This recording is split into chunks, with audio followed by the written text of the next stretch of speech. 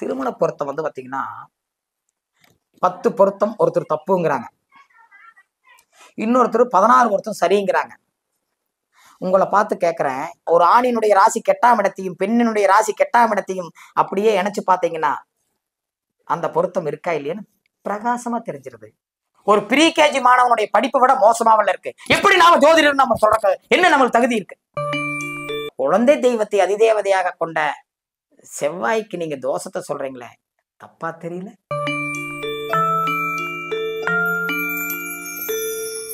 எண்ணமெல்லாம் சிறகடிக்கும், எண்களெல்லாம் வழி கொடுக்கும், எந்நாளும் ராஜமுகம், எளியோரின் ஏறுமுகம். எந்த நிலை வந்தாலும் வந்த நிலை மாறாத நமது Rajanilai. Rajanilai TV, channel of astrology.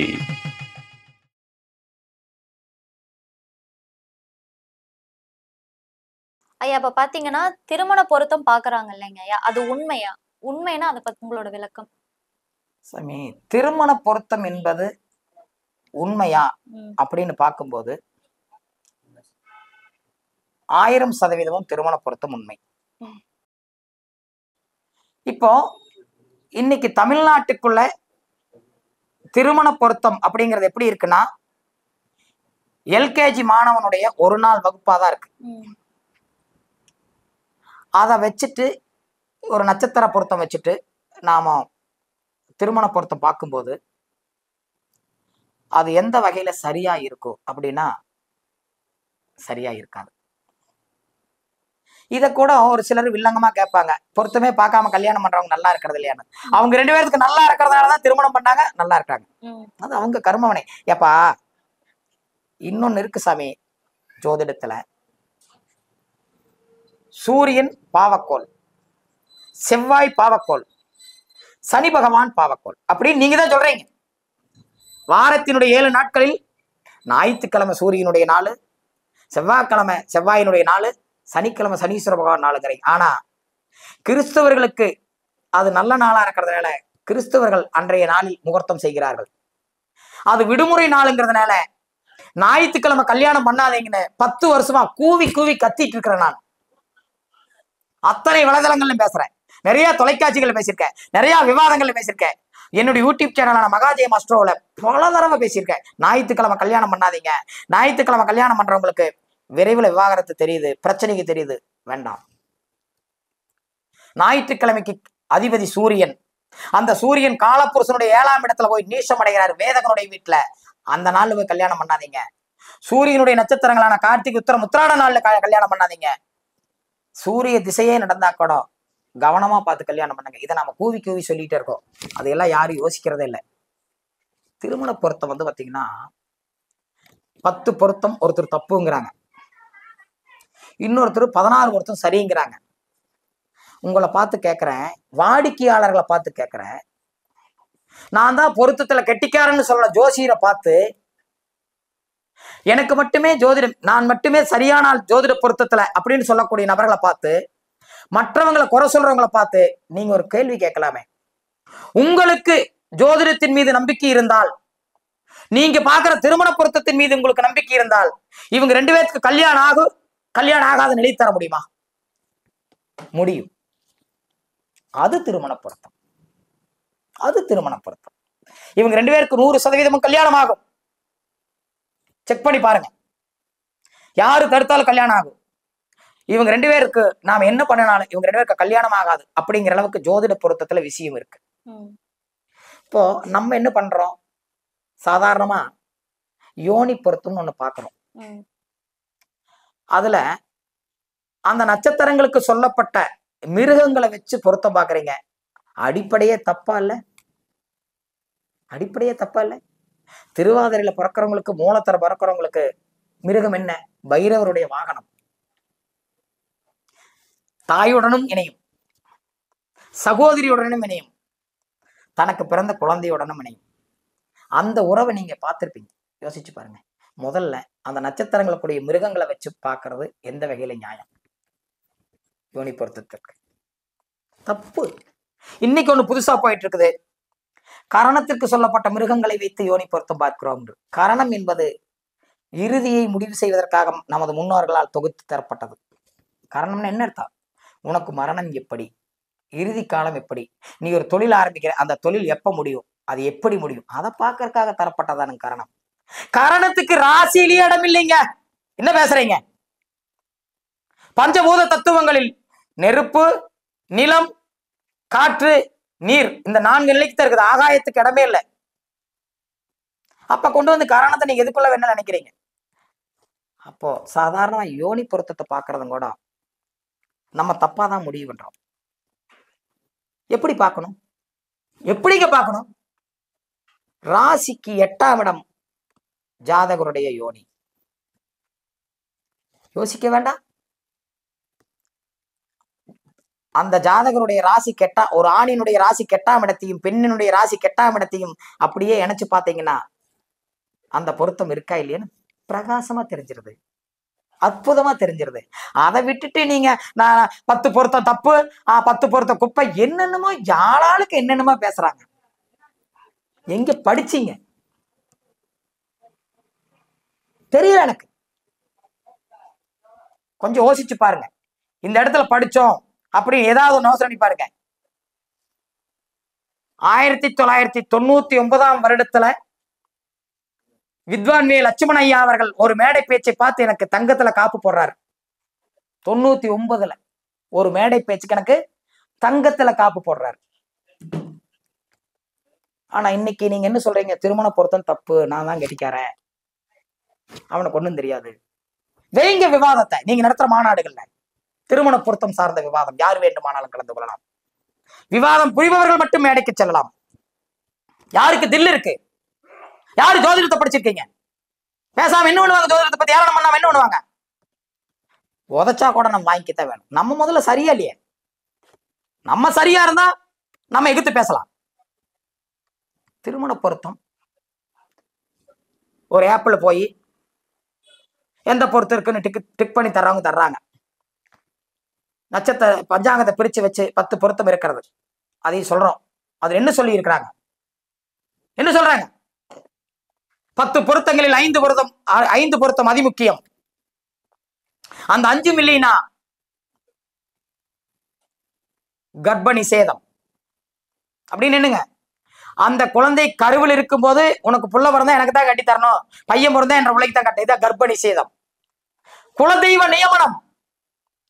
கோயில்ல உன்ற பிள்ளைக்கு என்ற வயனு தான் கட்டுவேன், என்ற வயனு உன்ற பிள்ளை தான் கட்டுன்னு கோயில்ல பேசுறது. காந்தர்வம், காதல், ஒருவருக்கொருவர் விருப்பப்பட்டால் இதெல்லாம் இருந்தா கல்யாணம் பண்ணிக்கங்கிறாங்க. இதை தாண்டி சகுனம் நல்லா இருந்தா கல்யாணம் பண்ணிக்கிறாங்க. அப்புறம் நீ பொருத்த பார்க்க போற? அப்புறம் நீ பொருத்தத்தை பார்க்கற? சகுனத்தை பார்த்து போயிட வேண்டியதுதானே? யோசனை பண்ணி பாருங்க. நீங்க சொல்ற பஞ்சாங்கத்துல இதை போடப்பட்டிருக்கிறது. ஆனந்த போது நீ பாருங்க. சகுனம் நல்லா இருந்தா கல்யாணம் பண்ணுங்கிறாங்க. அப்புறம் நீ பொருத்த பாக்குறாங்க? அப்புறம் நம்ம பொருத்த பார்க்கணும்? சகுனத்தையும் பார்த்துட்டு போயிட வேண்டியதுதானே? இல்லை, 1000% பொருத்தத்தில் மிகப்பெரிய ரகசியங்கள் ஒளிந்திருக்கிறது. ரஜ்ஜு நம்ம என்ன சொல்றோம்? இந்த நட்சத்திரங்களுக்கு இருந்தா ரஜ்ஜு தட்டுதுங்கிறோம். எந்த வகையிலங்க நியாயம்? ஒரு ப்ரீ கேஜி மாணவனுடைய படிப்பை விட மோசமாவல்ல இருக்கு. எப்படி நாம ஜோதிடர் நம்ம சொல்ற என்ன நம்மளுக்கு தகுதி இருக்கு? கொஞ்சம் சிந்திச்சு பாருங்க.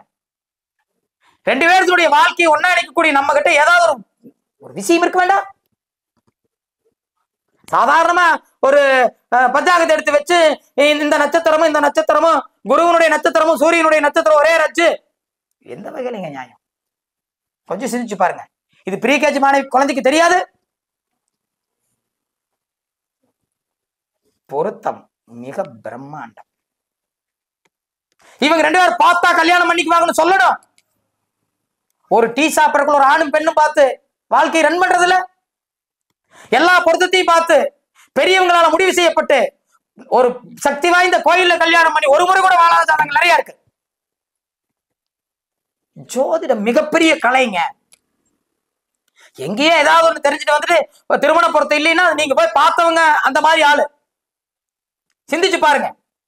தினப்பொருத்தம் எப்படி பாக்குறது? பெண்ணினுடைய நட்சத்திரத்துல இருந்து 2, 4, 6, 8 இந்த நட்சத்திரமா வந்தா இருக்குன்னு இது என்ன ப்ரீ கேஜி குழந்தைக்கு தெரியாது? தினப்பொருத்தம் மிகப்பெரிய ரகசியம். இதை விட இன்னொன்னு, இந்த கணப்பொருத்தம் ஒண்ணு சொல்றாங்க. அதை நீங்க என்ன சொல்றீங்க? மனுஷ கணமும் சேருமாமா, மனுஷ கணமும் தெய்வ கணமும் சேருமாமா, மனுஷ கணமும் தெய்வ கணமும் ராட்சச கணசோட தேராதாமா. ராட்சச கணமும் சேருமாமா. பேசுறதுக்கு வெக்கமா இல்ல? இன்னைக்கு உலகத்துல யாரு தெய்வ கணத்துல இருக்காங்க? மனுஷர்கள். மனுஷ குணத்துல யாருங்க இருக்காங்க? குணத்தை எங்கு பார்ப்பது?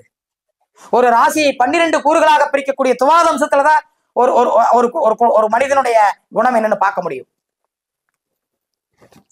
அசிங்கமா இல்ல? இந்த நட்சத்திரத்துல பிறக்கிறவ தெய்வ குணம், இந்த நட்சத்திரத்துல பிறக்கிறவ மனுஷ குணம். எந்த வகையிலங்க நியாயம்? வேற சாமி. இதையெல்லாம் விட இந்த வசிய பொருத்தம்னு ஒண்ணு சொல்லுவோம். இந்த வசிய பொருத்தத்துக்கு நாம சொல்றதுன்னா, வசியம் இருக்குது, இவங்க 2 பேர்த்தையும் சேர்த்தலாம்பாங்க. வசிய பொருத்தம் மிக மிக தவறு. வசியம் என்பது என்ன? ஈர்ப்பு. ஈர்ப்புன்னு என்ன? அன்பு. அன்பு என்ன ஆகும்? லவ்வா மாறும். லவ்வா மாறும் என்ன ஆகும்? உன் பொண்டாட்டி மேல இல்ல, நீ பொண்டாட்டியில லவ் பண்ணினா அது உண்மையான லவ்வா இருந்தா சீக்கிரம் உனக்கு சந்தேகம் வரணும். உன்ற பொண்டாட்டி உன்னை லவ் பண்ணனா சீக்கிரம் உன்ற பொண்டாட்டி கொண்ட மேல சந்தேகம் வரணும். இல்லைன்னா உண்மையான லவ் அல்ல. வசியம் உண்மையாக அமைந்தால் அங்கு பிரச்சனைகளை தருகிறது. இது எல்லா விட திருமண பொருத்தத்தில் இன்னொன்னு சொல்லுவாங்க பாரு நம்ம ஆளுங்க, ஸ்ரீ தீர்க்கம். இந்த நட்சத்திரத்துல பிறந்த பொண்ணுக்கு இந்த நட்சத்திரம் இருக்கிறவனை சேர்த்தி வச்சா ஆயுள் தீர்க்கமாக இருக்கும். எங்கீங்க ஏங்க இப்படி எல்லாம் பண்றீங்க? திருமண பொருத்தத்தை ஸ்ரீ தீர்க்கம்.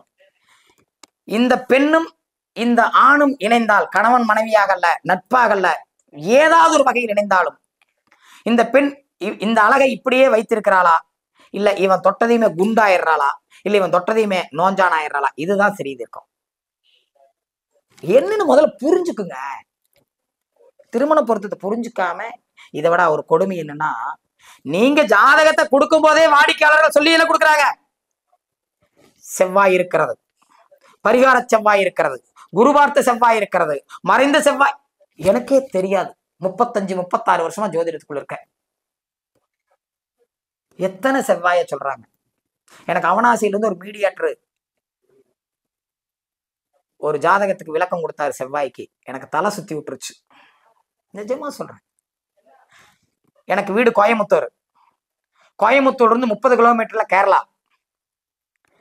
எங்க வீட்டுல நான் இருக்கிற பக்கம் தோசை செய்யற செவ்வாய் கேரளாவுக்குள்ள செய்யறது இல்லை, யோசிக்கிறது இல்லை. அவங்க ஒரு கேள்வி கேட்கிற, வாடிக்கையாளர்களாகி உங்களை பார்த்து இந்த கேள்வியை கேட்கிறேன். ஜோதிடர்களை கேட்கல, வாடிக்கையாளர்களை கேட்கிறேன். ஒவ்வொரு நவக்கோள்களுக்கும் அதிதேவதைகளாக, முழுமையான அதிதேவதைகளாக ஒவ்வொரு இறைவனை கூறுகிறார்கள் நமது முன்னோர்கள். சூரிய பகவானுக்கு சிவனையும், சந்திர பகவானுக்கு அம்பாளையும், புத பகவானுக்கு காக்கும் கடவுள் விஷ்ணையும், குருவிற்கு தட்சிணாமூர்த்தியையும், சுக்கிரனுக்கு மகாலட்சுமியையும், சனீஸ்வர பகவானுக்கு காவல் தெய்வங்கள் ஆஞ்சநேயர், யமன் உட்பட பல தெய்வங்களையும், ராகுவுக்கு துர்க்கையையும், கேதுவுக்கு விக்னேஸ்வரனையும் கூறுகிறார்கள். ஆனால் அங்காரகனாகிய செவ்வாய்க்கு மட்டும் 6 அதிதேவதையாக கூறுகிறார்கள். தமிழ் கடவுள், அன்பான கடவுள், காக்கும் கடவுள், அழகே உருவான அன்பு தெய்வம், குழந்தை தெய்வம், என் அப்பனை முருகனை அதிதேவதையாக கூறுகிறார்கள். குழந்தை தெய்வத்தை அதிதேவதையாக கொண்ட செவ்வாய்க்கு நீங்க தோஷத்தை சொல்றீங்களே, தப்பா தெரியல? கொஞ்சம் சிந்திச்சு பாருங்க. ஏதாவது ஒரு தோஷத்தை சொல்லியே நம்ம கொண்டு வந்துட்டோம். இதுதாங்க உண்மை. இதுல ராகுகேது தோஷம் என்ன? 2இல் செவ்வாய் இருந்தால் உடனொரு கோள் இருப்பின் செவ்வாய் தோஷம் அல்லது செவ்வாய் யோகம். 4இல் செவ்வாய் இருந்தால் 3இல் ஒரு கோள் இருப்பின் அது செவ்வாய் தோஷம் அல்ல, செவ்வாய் யோகம். 7, 8இல் உடன் ஒரு கோள் இருப்பின் செவ்வாய் தோஷம் அல்ல, யோகம். 12இல் செவ்வாய் இருந்தால் 11இல் ஒரு கோள் இருப்பின் அது யோகம். ஏங்க பராசரர் சொல்லிட்டு போல கோள்கள் வேதைன்னு என்ன பேசுறீங்க?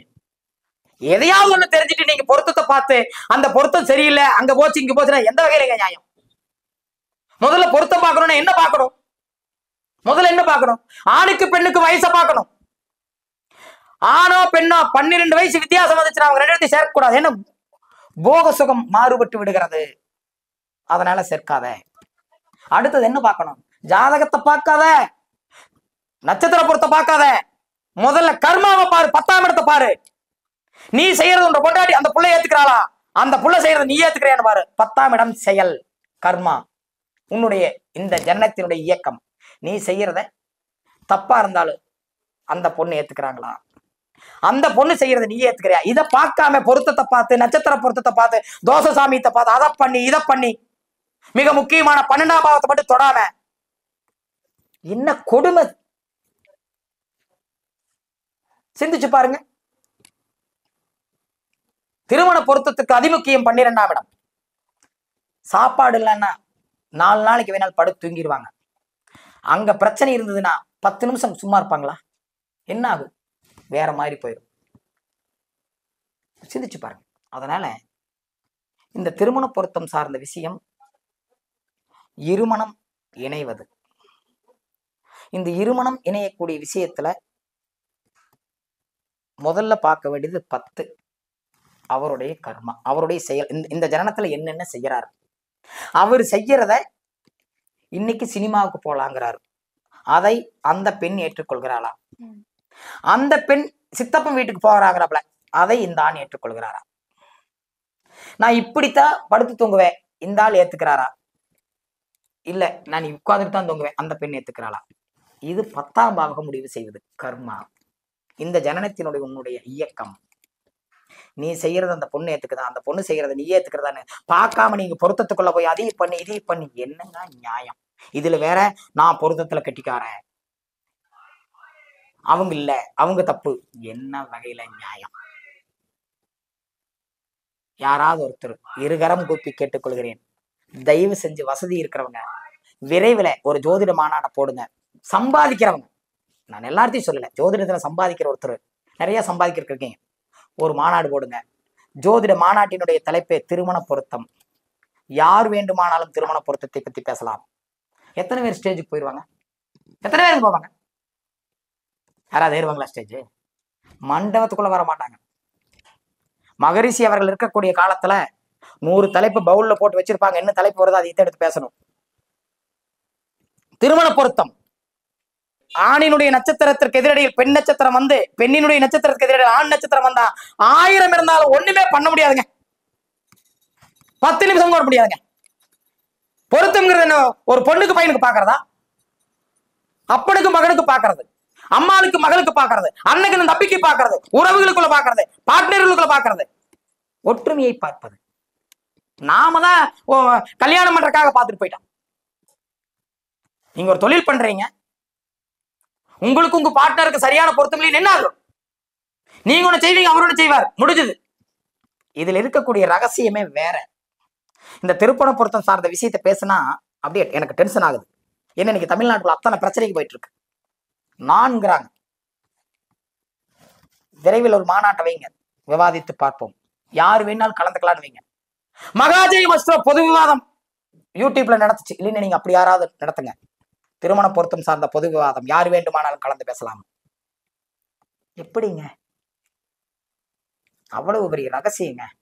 இப்போ ஜாதகம் பாக்குறீங்க, நான் ஜாதகம் பாக்குறேன். மிதுலா முருகேஷ் மாதிரி ஒரு திறமை வாய்ந்த ஜோதிடரை நான் தமிழ்நாட்டுக்குள்ள பார்க்கவே இல்லை. அந்த பொண்ணு ஜோதிடத்தை பேசிச்சு, நான் மிரண்டு போயிட்டேன்.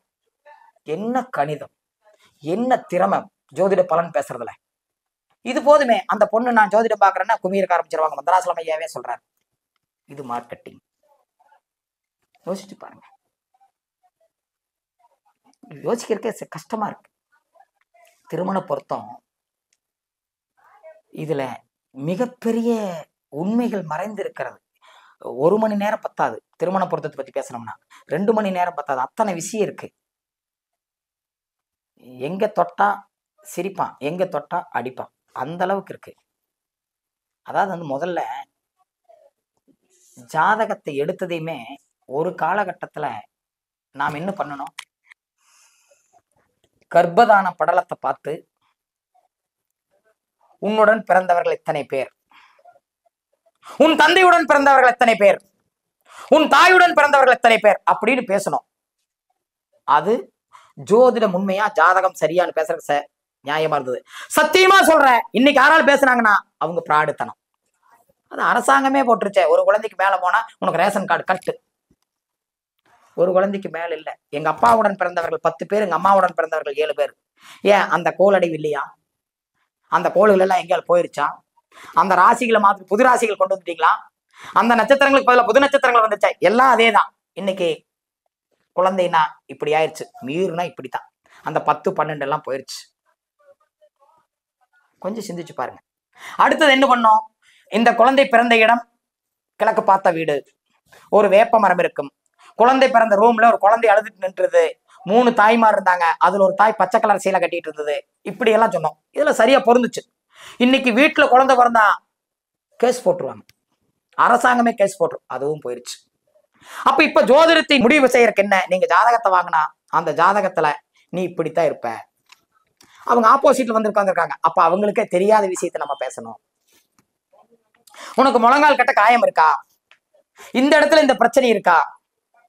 ஸ்பெசிபிக்கா இந்த இடம் மட்டும் குண்டா இருக்கா? இந்த இடம் மட்டும் நீ அழகா இருக்கிறியா? உடல் கூரை பேசலாமே. எந்த வாடிக்கையாளரும் இல்லை என்று நிரூபணம் செய்யவே முடியாது. ஜோதிடரை ஏமாத்தவே முடியாது. இருக்கு ஜோதிடம் உண்மை என்று நிரூபிப்பதற்கு. அதை வச்சுட்டு ஜாதகத்தை பார்க்குறோம். ஒரு கார் வாங்குவீங்கிறோம். அந்த ஜாதகருக்கு அவருக்கு காருக்கு கொடுப்பனை இல்லை. லக்னாதிபதி கதிரடிகள் 4 குடையவனும் சிக்கிரனும் இருந்து 4 குடையவர் கதிரடிகள் சிக்கிரனும் லக்னாதிபதியும் வந்துட்டா கார் வாங்கினாலும் பெட்ரோல் ஒருத்தருக்கு பணம் இருக்காது. அதுல போனா வேலை நடக்காது. இதுதான் உண்மை. அப்ப கார் வாங்க முடியாதாண்ணா? ₹1 இருந்தா காரை கொடுத்துருவாங்க. நீ டீவு கட்டுற, சம்பாதிக்கல, உனக்கு தகுதி இருக்கு இல்ல, கார் உங்களுக்கு வந்துடும். அப்ப கார் வாங்க முடியாதுன்னு சொல்ல முடியாது. அப்ப அந்த காரை வாங்கி நஷ்டப்பட்டுட்டா உன்னுடைய வாழ்க்கை போச்சானா? இல்ல, நீ மறுபடியும் உன்னால ஜெயிக்க முடியும். ஆனா திருமண பொருத்தம் அப்படி இல்லை. 2 குழந்தைகள் சம்பந்தப்பட்ட வாழ்க்கை ஒண்ணு கிடுறது இல்ல. தனிப்பட்ட ஜாதகம் ஒருத்தர் மட்டும் நஷ்டம் தான் பண்றாங்க. ஆனா திருமண பொருத்தம் 2 பேர்த்துடைய வாழ்க்கையே தொலையுது. அதனால திருமண பொருத்தங்கிறது தகுதியான ஆளுகிட்ட பார்க்கணும். விளம்பரத்தை நம்பியோ இல்ல நானுங்கிற நம்பியோ அல்ல. நீங்க திருமண பொருத்தம் பார்க்கணும்னா முதல்ல உங்க அந்த குழந்தைகளுடைய அப்பா அம்மா ஜாதகத்தை கொடுத்து பாருங்க. உங்களுடைய ரகசியத்தை பேசினாங்கன்னா அவங்க கிட்ட பொருத்தம் பாருங்க. அப்ப திருமண பொருத்தம் இவங்க கிட்ட பார்க்கலாம். அது இல்லைன்னா வேஸ்ட். அதனால திருமண பொருத்தங்கிறது சாமி ஒரு மிகப்பெரிய கொடுப்பனை. ஓகேங்க. இப்போ ஞாயிற்றுக்கிழமை நாள் நீங்க திருமணம் பண்ணக்கூடாதுன்னு சொல்றீங்கல்ல, அப்ப அந்த அந்த நாள்ல வந்துட்டு முகூர்த்த நாள் வருதுல்ல, அதுக்கு என்ன பண்ணலாம் சாமி? இப்போ செவ்வாய்க்கிழமை, சனிக்கிழமை, செவ்வாய், சனி, ஞாயிறு இந்த 3 கோள்களையும் பாவக்கோள்கள் தான் சொல்றோம். செவ்வாய்க்கிழமைக்கு மங்களவாரம்னு ஒரு பேர் இருக்கு. நார்த் இந்தியன் ஒரு பொருளை எந்த நாள்ல வேணாலும் விற்பாங்க. மங்கள வாரத்துல விற்க மாட்டாங்க. ஏன்னா மங்களவாரமாமா, அது மகாலட்சுமி வரக்கூடிய வாரம். எங்க பொருளை நாங்க தரமாட்டோம், பணம் வாங்கிட்டு கூட தரமாட்டோம். கஜானான்னு சொல்லுவாங்க இல்லையா, பணம் போட்டு வைக்கிற பெட்டி. அந்த பெட்டி மேல காலை வச்சு உட்காந்துருப்பாங்க அவங்க. ஆனா அவங்க கூட மங்கள வாரத்துல ஒரு பொருளை விற்க மாட்டாங்க. அவங்க மங்களவாரம்னு சொல்லக்கூடிய செவ்வாய்க்கிழமையில நான் முகூர்த்தம் பண்றது இல்லை. ஏன்னா தப்பு, அது பாவக்கோள். சூரியனும் பாவக்கோள் தான். அதனால ஞாயிற்றுக்கிழமை பாவக்கோள் வரிசையில் வருகிறது. ஞாயிற்றுக்கிழமை முகூர்த்தம் செய்வது தவறு. அது காரணம். அதை விட இன்னொரு காரணம் என்னன்னா, காலபுருஷனுடைய 7ஆம் இடமான துலாத்துல சூரியன் போய் நீசமாகிறாரு. அந்த சூரியன் காலபுருஷனுக்கு யாருன்னா 5 குடையவர். 5 போய் அங்க 7 நீசமாகிறதுனால நீ ஞாயிற்றுக்கிழமை கல்யாணம் பண்ணினா உன்னுடைய மனசு நீசமாகி விடுகிறது. உனக்கு அங்க எங்கேயோ ஒரு பிடிப்பு இருக்கிறதுல. அது அங்க நீசம் மட்டுமில்ல, நீசத்தை தவறு என்று சொல்லவில்லை. சூரியனுக்கு சுக்கிரன் வேதகன், துலாத்தில் நீசம் மட்டும் பெறவில்லை, வேதகனுடைய வீட்டுக்கு போறாரு. அதுதான் முக்கியம். அதனால ஞாயிற்றுக்கிழமை திருமணங்கள் அந்த ஜாதகத்தில் ஏதாவது தனிச்சிறப்புகள் இருந்தால் தப்பித்துக் கொள்கிறார்கள். இல்லைன்னா சிக்கல் தான், தவறுதான்.